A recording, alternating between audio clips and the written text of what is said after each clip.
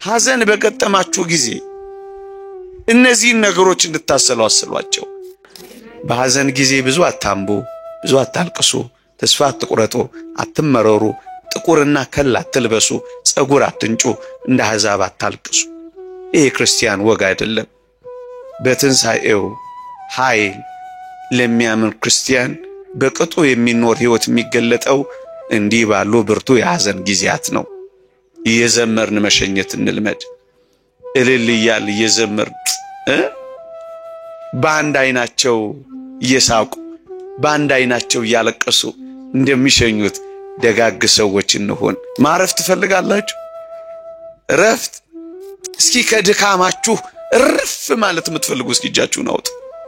ማረፍ የምትፈልጉ ደክሞኛል፣ ይበቃኛል፣ ልረፍ የምትሉ ወገኖቼ፣ በዚህ ዓለም በብዙ ስቃይ ልንኖር እንችላለን። በዘላለም ረፍት ግን ካረፈን ይበቃናል አይበቃንም?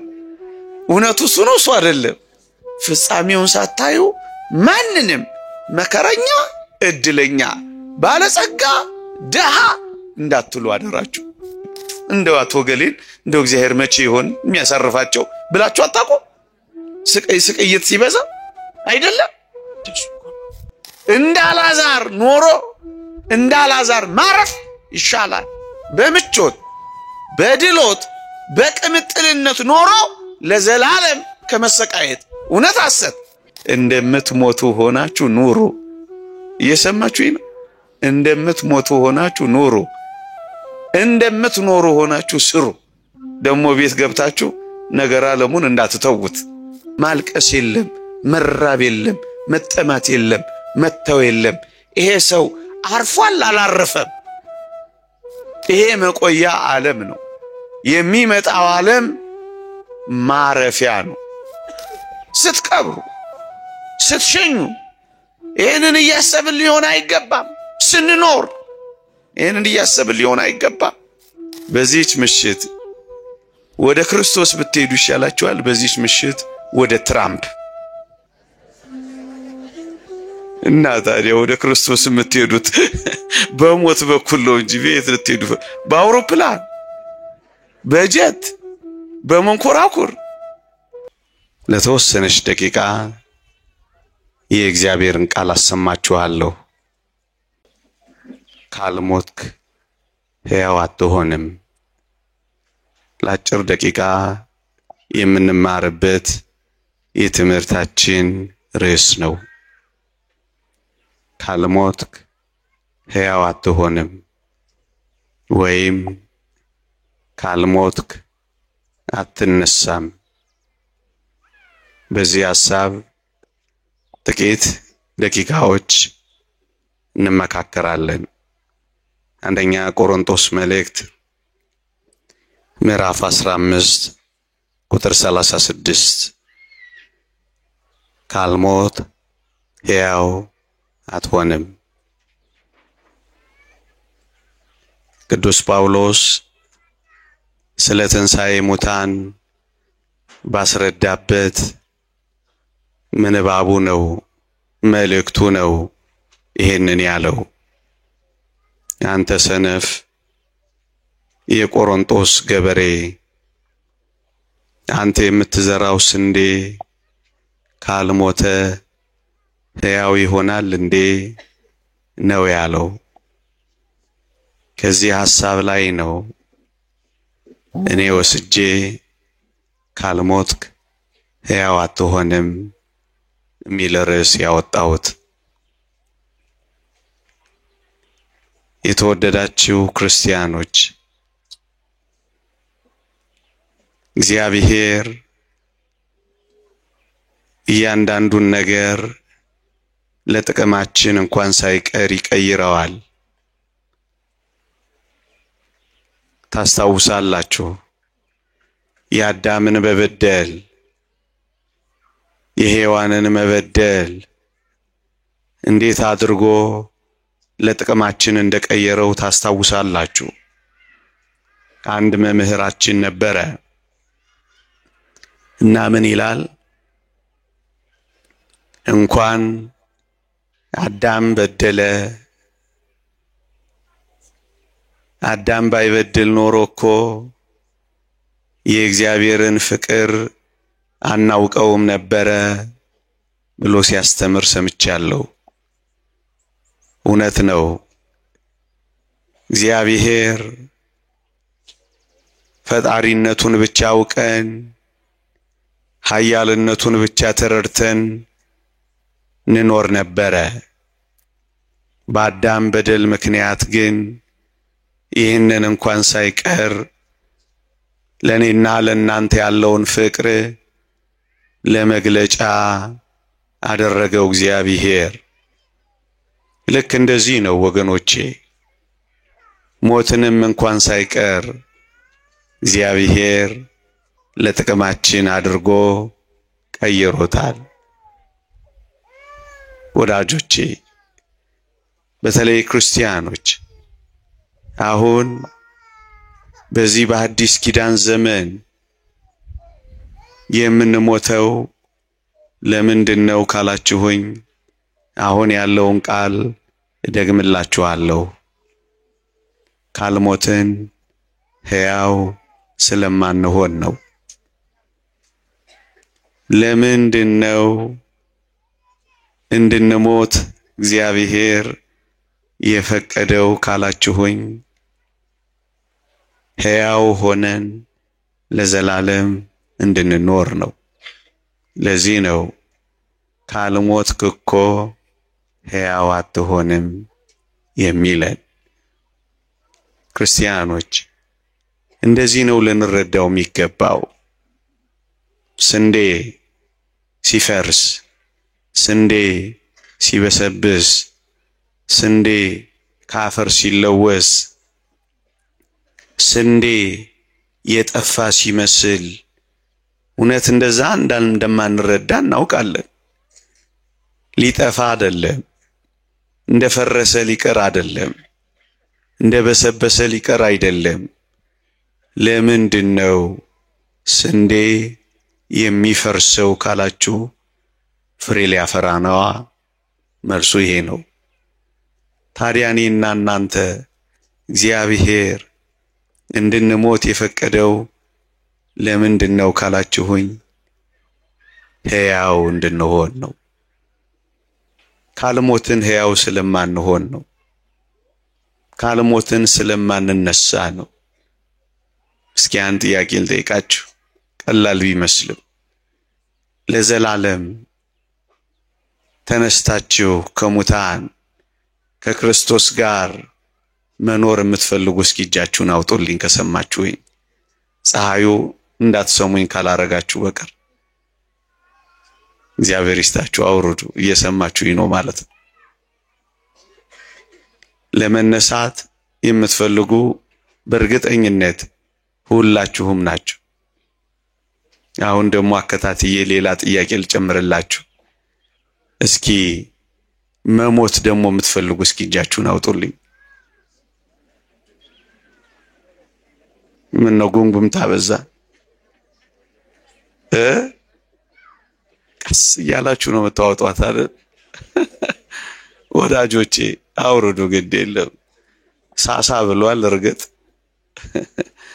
ርዕሴን ግን ነግሬያችሁ ነበር። ምን ነበር ያልኳችሁ? ካልሞት ሕያው አትሆን።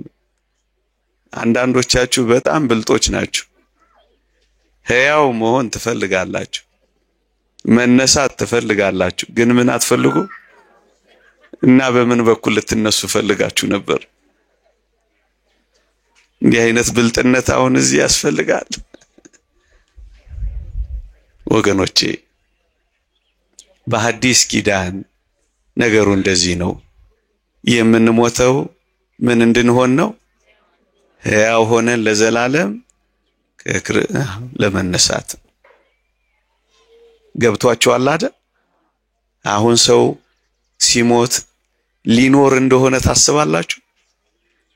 እስኪ በጣም ወዳጆቻችሁን የቀበራችሁ፣ በጣም ውዶቻችሁን በሞት የሸኛችሁ ምን ብላችሁ ነው የምታስቡት? አሁን እንደምነግራችሁ ተረድታችሁ ታውቃላችሁ?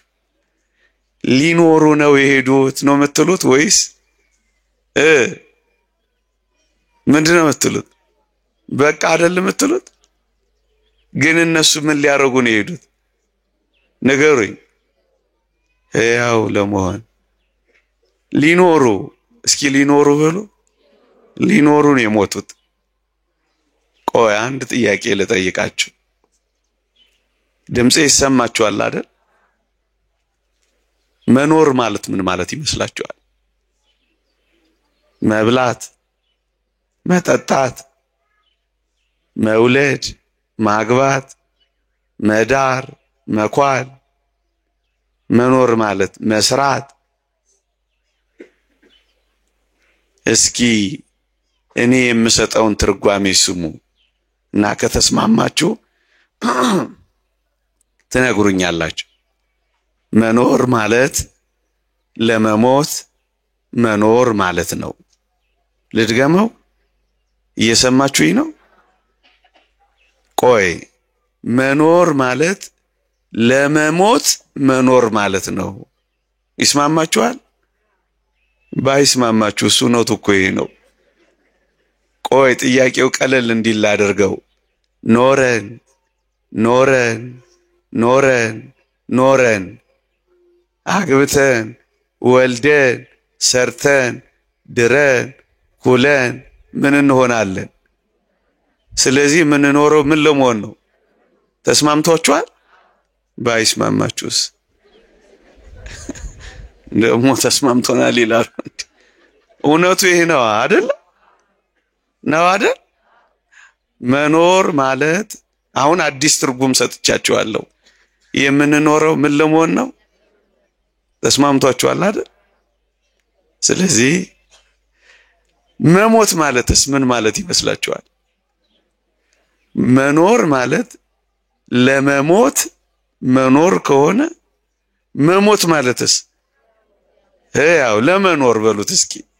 ለመኖር አሁን የምንሞተው ለምንድን ነው? እስኪ ይሄ የገባችሁ ሰዎች እስኪ እጃችሁን አውጡ። ለመኖር ነው የምሞተው የምትሉ ማለት ነው።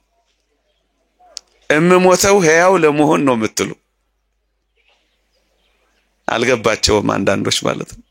ነው ፀሐዩ ነው። እኔም ግፈኛ ነኝ በዚህ ፀሐይ እጅ አውጡ እጅ አውርዱ እያልኩ። ስለዚህ ካልሞትክ ምን አትልም? ካልሞትን ምን አንሆንም? ለዚህ ነው እግዚአብሔር እንድንሞት ምን ያረበው የፈቀደው። ስንዴ ሲፈርስ ሲበሰብስ ፍሬ ሊያፈራ እንደሆነው ሁሉ እኛም እንደዚሁ ነው የምንሞተው ለዘላለም ሕያው ሆነን ለመኖር ነው። ሊቁ ቅዱስ ዮሐንስ አፈወርቅ ይሄን በተመለከተ ምን ብሏል? አሁን በሐዲስ ኪዳን የምንሞተው የሚበልጠውን ትንሣኤ ለማግኘት ነው ይላል። እየሰማችሁኝ ነው? እናንተ ግን አንዳንዴ በዚህ በሙሾ በአርጋጅ በአልቃሽ ስታስለቅሱ ግን ትንሽ ችግር እየፈጠራችሁ ነው። ሸሸ፣ ተበላሸ፣ ምንትስ ቅብጥርስ ትላላችሁ ነው አይደለ? ነው ግን እናንተ የምትሉት እንደሱ ነው።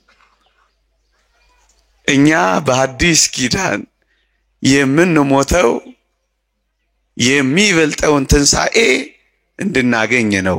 እየሰማችሁኝ ነው? የሚበልጠውን ትንሣኤ ተነስተን ለመኖር ነው የምንሞተው። አሁን የሚሞቱት ሊነሱ ነው። ምን ሊያረጉ ነው? ሊነሱ ነው። ክርስቶስ እንደተነሳ ሊነሱ ነው። ሁለተኛ የተወደዳችሁ ክርስቲያኖች እግዚአብሔር እንድንሞት ለምን የፈቀደ ይመስላችኋል? ወገኖቼ ካልሞትን ሕያው ስለምን ሆነ ብቻ አይደለም። እስኪ ጥያቄ ልጠይቃችሁ። ከክርስቶስ ጋር ለዘላለም መኖር የምትፈልጉ እስኪ እጃችሁን አውጡልኝ።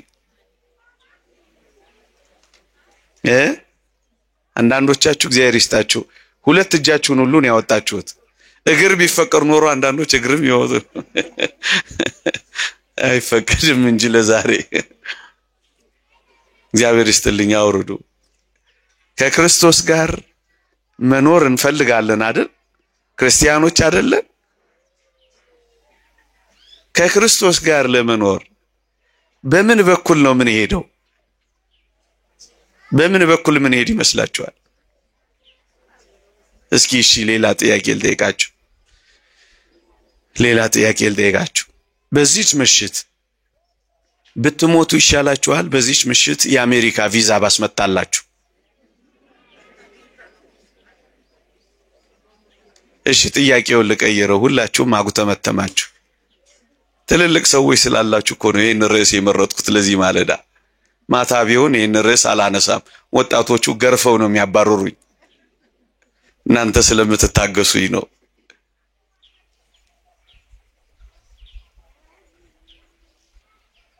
ብትሞቱ ይሻላችኋል ወይስ ቪዛ አልኳችሁ? ዝም አላችሁ። ጥያቄውን እስኪ ልቀይረው። በዚህች ምሽት ወደ ክርስቶስ ብትሄዱ ይሻላችኋል? በዚህች ምሽት ወደ ትራምፕ? እና ታዲያ ወደ ክርስቶስ የምትሄዱት በሞት በኩል ነው እንጂ ቤት ልትሄዱ በአውሮፕላን፣ በጀት፣ በመንኮራኩር? ግን እናንተ እዚህ አካባቢ ብልጦች ናችሁ። ይህ እግዚአብሔርን ቃል አንሳላችሁ ማስደገፊያ እንዲሆነን ቅዱስ ጳውሎስ ልሄድ ከክርስቶስ ጋር ልኖር እናፍቃለሁ። እግዚአብሔር ይስጥልኝ። ምን እላለሁ? ምን ላረግ? ከክርስቶስ ጋር ለመኖር። ከክርስቶስ ጋር ለመኖር እናፍቃለሁ አይደለ? ከሱ በፊት ግን አንድ ቃል አለ። ምን የሚል? ልሄድ። ምን ልሄድ ማለት ምን ማለት ነው? ኦሬ ገባችሁ ናችሁ እናንተ። እኔ ጠርጥር ያለው ቀደምም እናንተን ማስተማር። ልሄድ ምን ላረግ? ልሞት። ቀደም ግን ከክርስቶስ ጋር ልኖርና የምትወዱ ስል እጃችሁን አውጣችኋል አይደል? አሁን ደግሞ ትንሽ ልትሄዱ ትወዳላችሁ? ሰውዬ ግፈኛ ነው እንዳትሉኝ። ከክርስቶስ ጋር መኖር ከፈለግን ምንም መፈለግ አለብን? መሄድም መፈለግ አለብን አይደለ? እናፍቃለሁ እኮ ያለው ለዚህ ነው አይደለም? አይዟችሁ አትሄዱም፣ እንደው ትምህርቱን እንማር ብዬ ነው። ጥላችሁኝ እንዳትወጡ አንድ ወንዶቻችሁ። እዛ በቀኝ የተሰቀለውን ወንበዴ ጌታችን ምን ነበር ያለው መሰላችሁ? በቀኝ የተሰቀለው ወንበዴ አልነበረ? ምን ነበር ያለው መሰላችሁ? ጌታ ሆይ በመንግስት በመጣ ጊዜ አስበኝ አለው። የተወደደ መድኃኒታችን ምን አለው? ዛሬ ከኔ ጋር በገነት ትሆናለህ አለው። ወገኖቼ እዚህ ካሉ ሰዎች ጋር ከመኖር ከክርስቶስ ጋር መኖር ይበልጣል አይበልጥም? ለዚህ ነው ልሄድ ከክርስቶስ ጋር ልኖር እናፍቃለሁ ከሁሉ ይልቅ እጅግ የሚሻል ነውና ይላል። የሚሻል ነው ወገኖቼ። ሕያው ከሆነው አምላካችን ጋር የምንኖረው ግን በሞት በኩል ምን ስናረግ ነው? ስንሄድ። ስለዚህ አሁን የምንሞተው እግዚአብሔር እንድንሞት የፈቀደው ከክርስቶስ ጋር ከራሱ ጋር ለዘላለም ምን እንድናደርግ ነው? እንድንኖር ነው። ይሄ ደስ ይላል ደስ አይልም? ከዚህ የበለጠ የክርስቲያን ተስፋ ምን አለ? እውነት ሐሰት?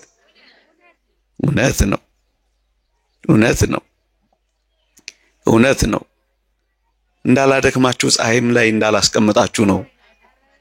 እናንተማ ጥላ ላይ ናችሁ። ኧረ ይላሉ እዚህ ቁጭ ብሎ ጥላ ላይ ምን አለባችሁ? ለጨዋታ ነው። አይዟችሁ። ለምንድን ነው እግዚአብሔር እንድንሞትና ሞትን እንድንቀምስ እንድንፈርስ እንድንበሰብስ የፈለገው? ለምንድን ነው? እየነገርኳችሁ አይደል? ሶስተኛ ነጥብ ልንገራችሁ። እግዚአብሔር እንደገና ውብ አድርጎ ሊሰራን ነው። እጅግ ውብ አድርጎ። እስኪ አንድ ጥያቄ ልጠይቃችሁ። ዛሬ መቼም በጥያቄ አደረኳችሁ። አንዲት ሸክላ ሰሪ አንዲት ገል የምትሰራ ባለሙያ ሸክላዋ ቢሰነጠቅ ሸክላዋ ቢሸረፍባት ምን የምታደርግ ይመስላችኋል?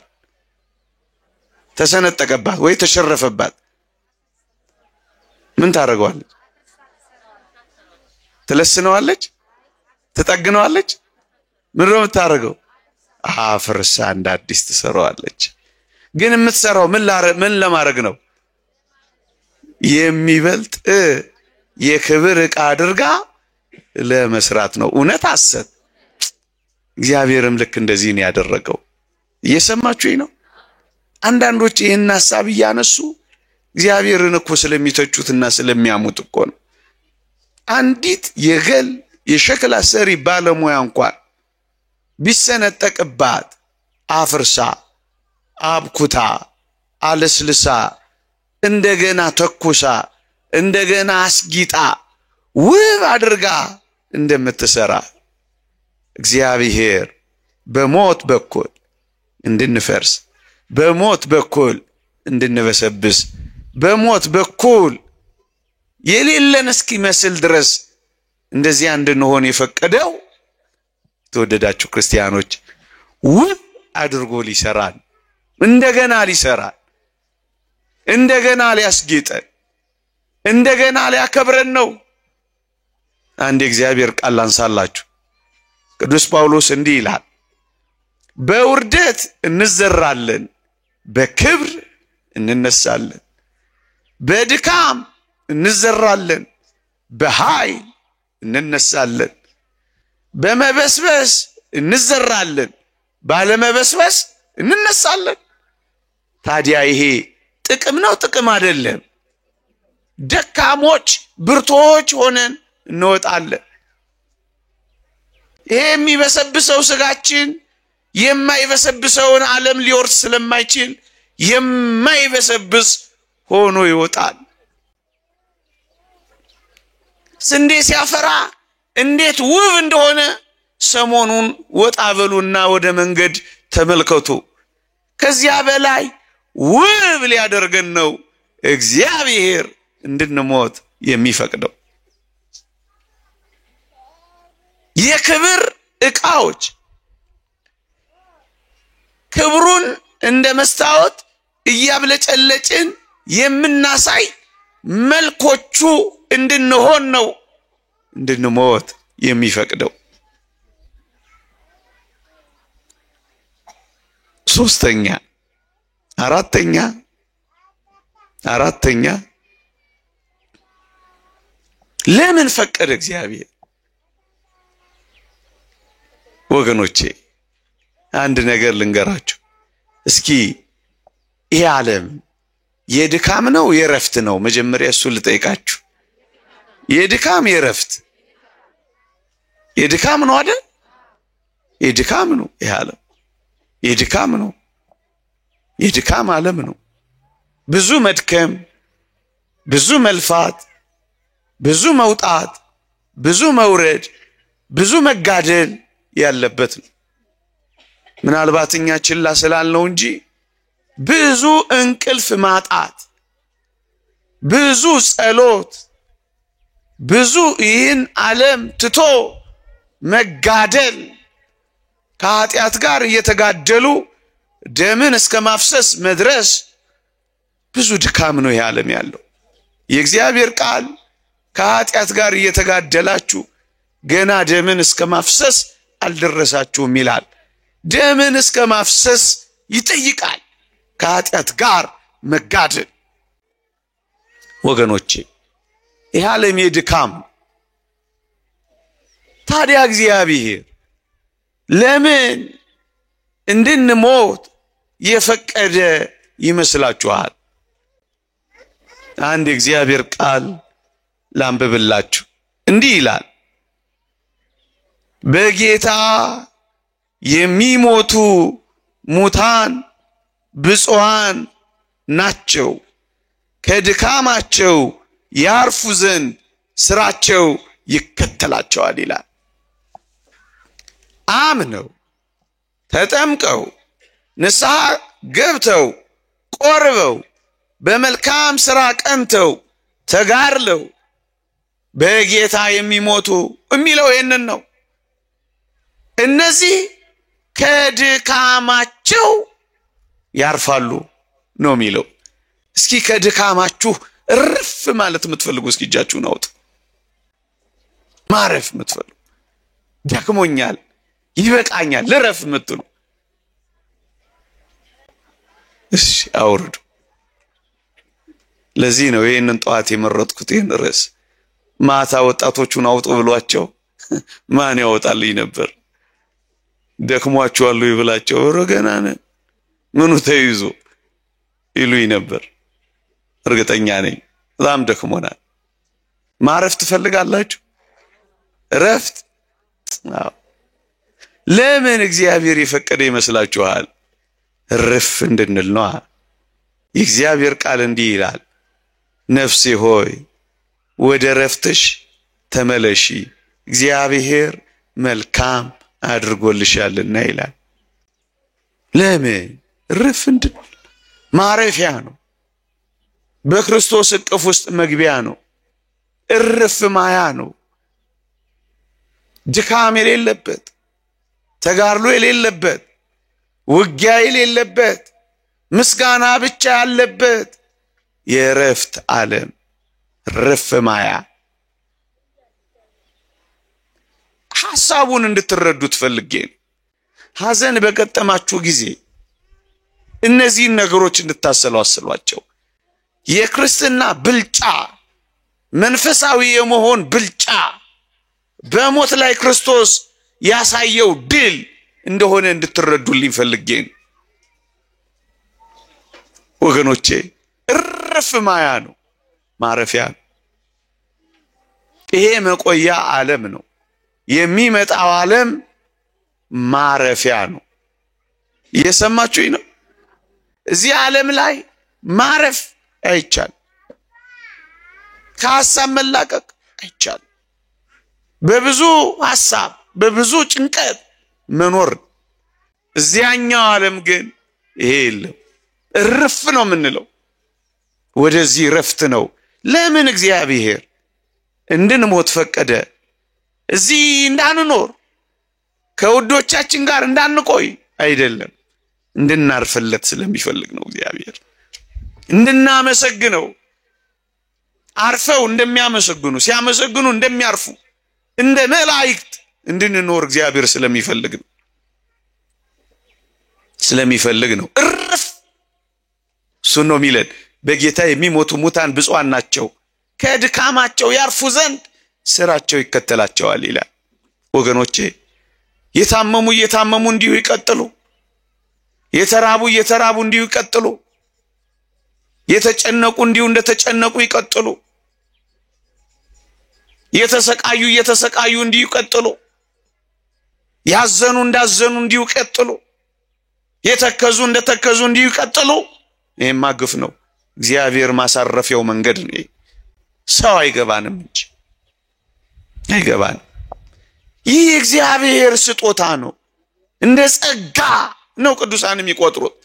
ቅዱስ ባስልዮስ ዘቂሳርያ እግዚአብሔር ኃጢአታችንን ለመከልከል የሰጠን ስጦታ ነው ይላል። ወገኖቼ ሞት ባይኖር ደግሞ ፍርድ ባይኖር በዚች ዓለም ላይ ወንጀለኞች እና ወንጀል እንዴት ይጨምር እንደነበር እወቁ።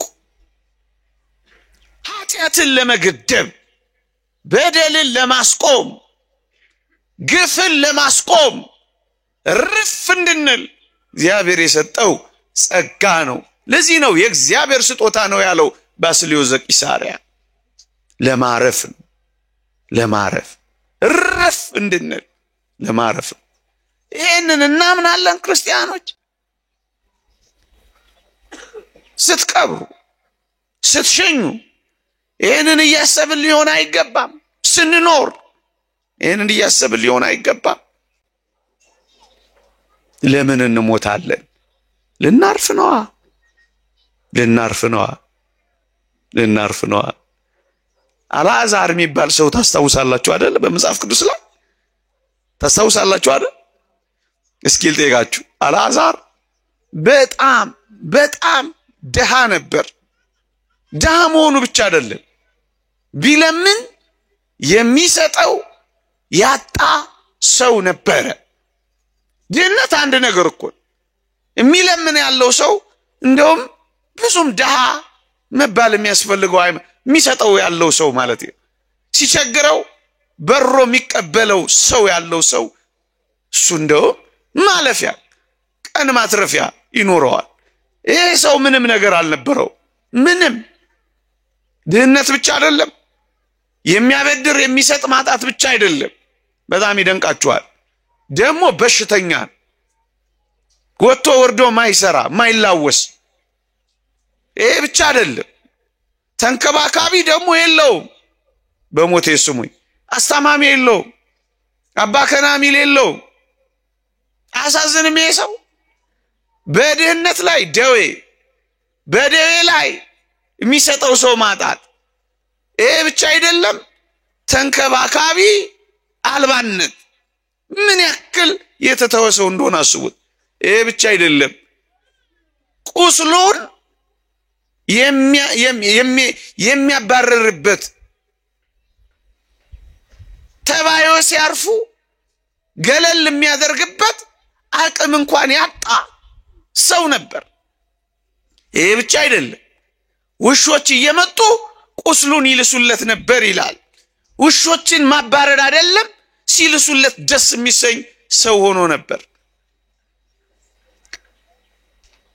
ይሄ ሰው አሁን እዚህ ምድር ላይ ቢቆይ ይሻለዋል ቢሞት?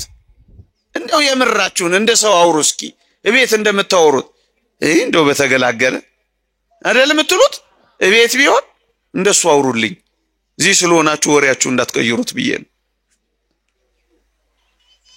ለዚህ ሰው አሁን የሚያስፈልገው ማረፍ ነው። እውነት አሰብ ረፍት ነው፣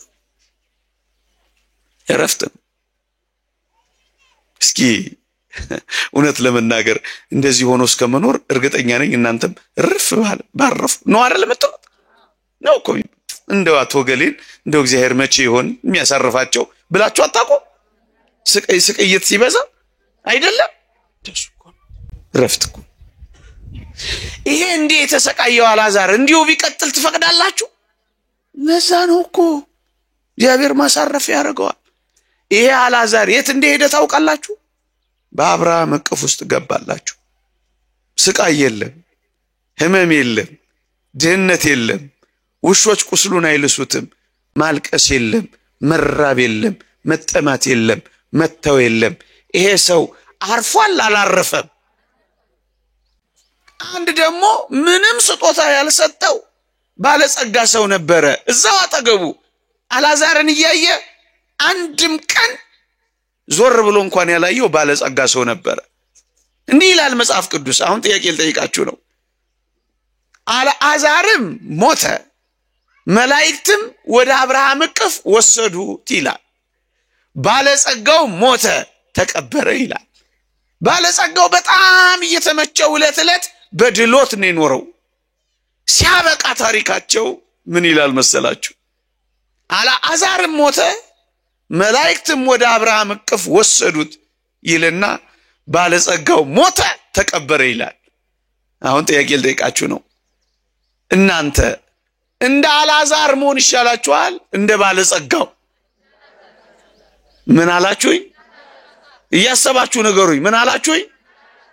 አልዓዛር እኮ ድሃ ነበረ። ድሃ መሆን ይሻላችኋል? ድምጻችሁ ሳሳሳ እንደ አልዓዛር ወይስ እንደ ባለጸጋው ነው? ጎበዞች ናችሁ። ለምን? ፍጻሜው ነው አይደለም? አያችሁ? ይህንን እንቆ ይሁላችሁ። ፍጻሜውን ሳታዩ ባለጸጋ ወይም ድሃ እንዳትሉ።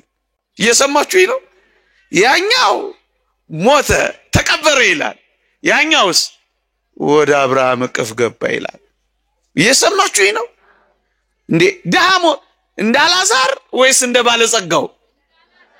በሽተኛ እኮ ነበረ። ይሁና ነው ነገራችሁ። እየተስማማችሁ ነው?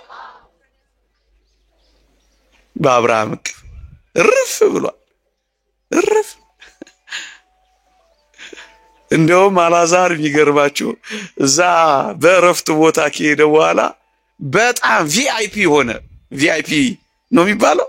ቪአይፒ ነው። ቪአይፒ በጣም ቬሪ ኢምፖርታንት ፐርሰን፣ ቪአይፒ ተፈላጊ ሰው ሆነ። ባለጸጋው አሻቅቦ ሲያየው አልዓዛርን በአብርሃም እቅፍ ውስጥ አየና እባክህ አብርሃም አባቴ ሆይ አልዓዛርን ስደድልኝ። ተፈለገ አልተፈለገም?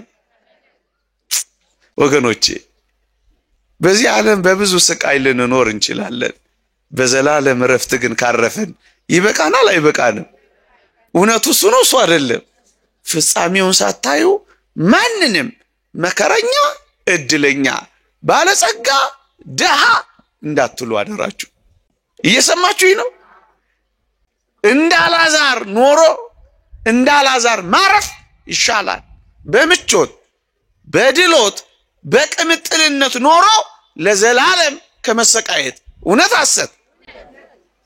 ለዛ ነው እግዚአብሔር እንደዚህ የሚያዘን።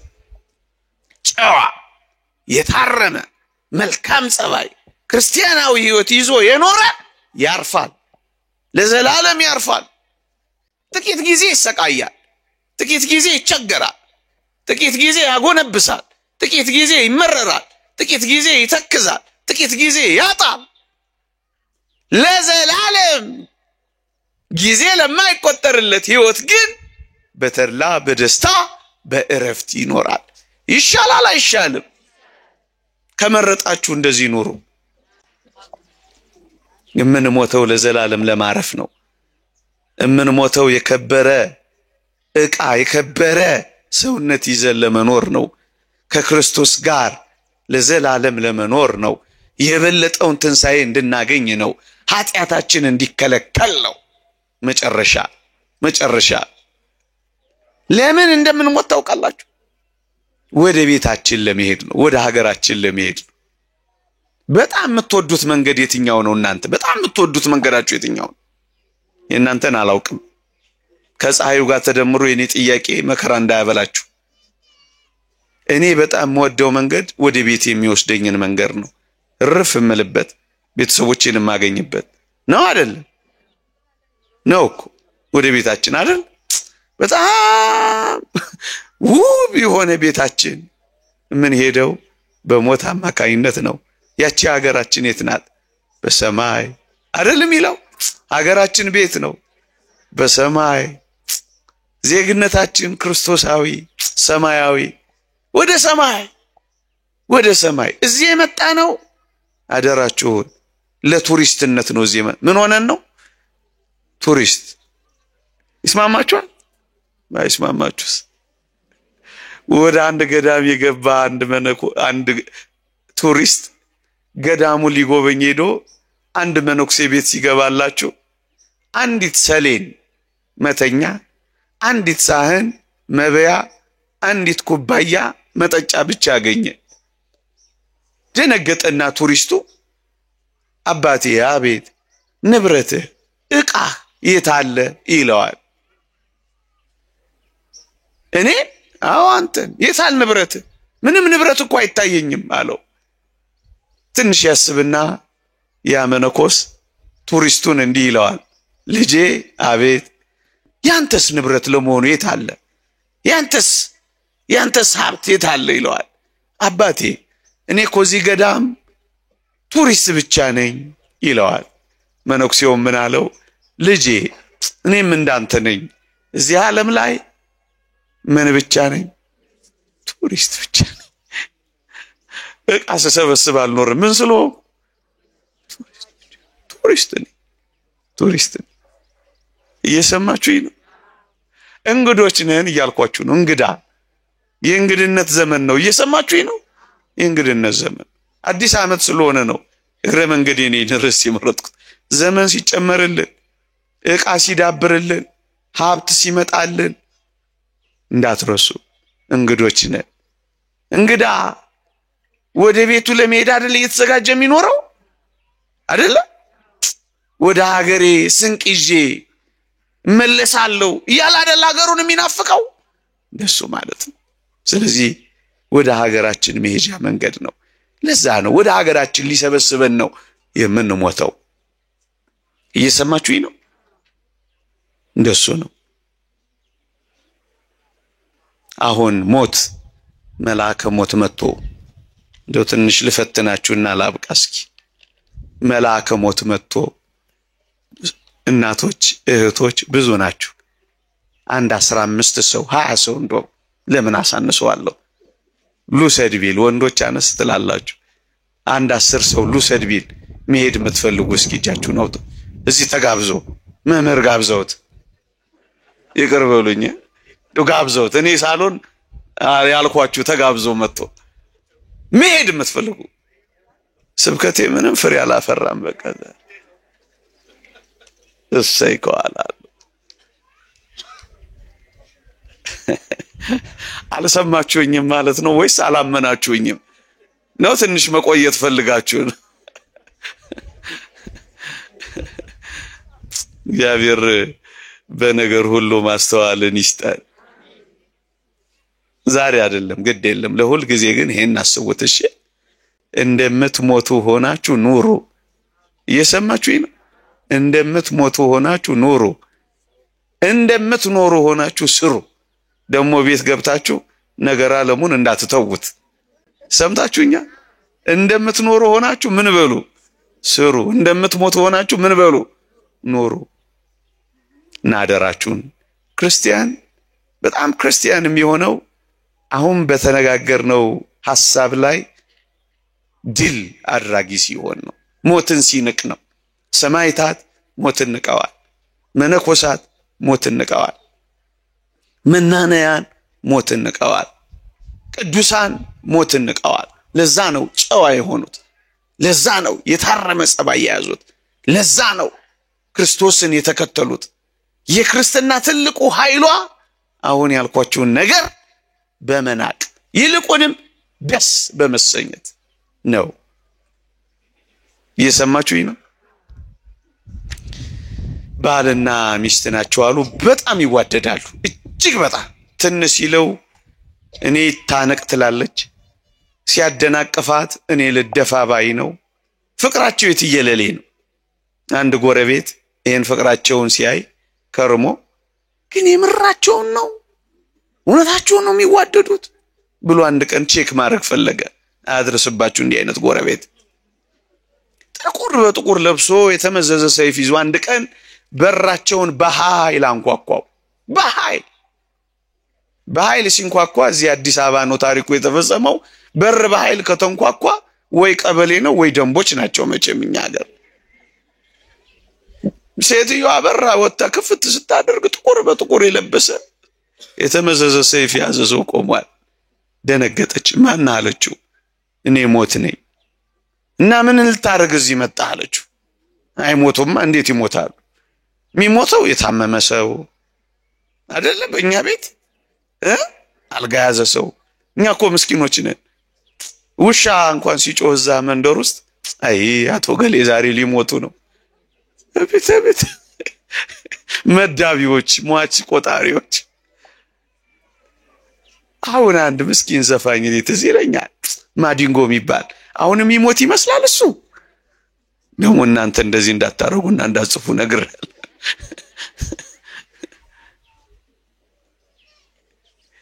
እሷም የተረዳችው እንደዚህ ነው። የሚሞቱት አንድ የታመሙ ሰው ነበሩ አቶ ገሌ የሚባሉ። ተሳስተ የሆነ አድራሻ በዚህ ቀጥታ ሄደ ጥፍ ብለህ አይደለም እዚህ ቤት ነው የመጣሁት አለው ሞት። ምንም ያድራሻ ለውጥ ስተት የለም እዚህ ቤት ነው ይላል። እና ምን ፈለግ ለወስድ ሴቲቱ ወደ ኋላ ዞር ብላ አይታ ባሏ እንደሌለ ምን ያደርጋል? እኛ ጋር ከሆነ አድራሻ የመጣው ባሌ ውስጥ አለልህ። እኔ ወጥ ውጪ አብኩቼ አስፍቼ ጋግሬ ልጆች ማኖረው እኔ ነኝ። ባሌ ውስጥ አለው ውሰደው አለች። ፍቅራቸውን ሊለካ መጣል አልኳችሁ። እንደሱ ነው ነገሩ። ባል ስትቆይበት ለካ መጥቶ ሰምቷቸው ኖሯል። እኔ አላመጣሁትን ታሰፊዋለሽ፣ እኔ አላመጣሁትን ተወጨውጪዋለሽ፣ እኔ አላመጣሁትን ትሰሪዋለሽ ጸብ። ከዛ ሴትዮይቱ ፈሊጠኛ ነበረች አሉ። የድሮ ሴት ሳትሆን አትቀርም። እናንተን ማለት አይደለም። በሰላም መውጣት ትፈልጋለሁ ከዚህ ግቢ። ምን አለች አሉ መሰላችሁ? ለመሆኑ ሞት ሆይ፣ አቤት፣ ከዚህ ቤት ስንት ነፍስ ነው የምትፈልገው ትለዋለች።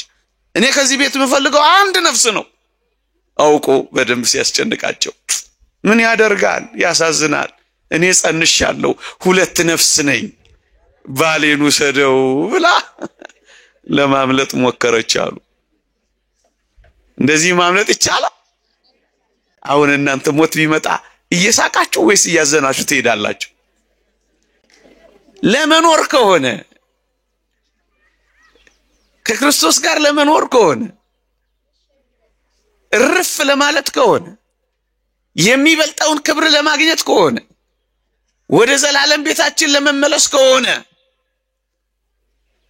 ልሂድ ማለት የክርስቲያን ወግ ነው። ካልሞት ሕያው አትሆንም። ይቆየን።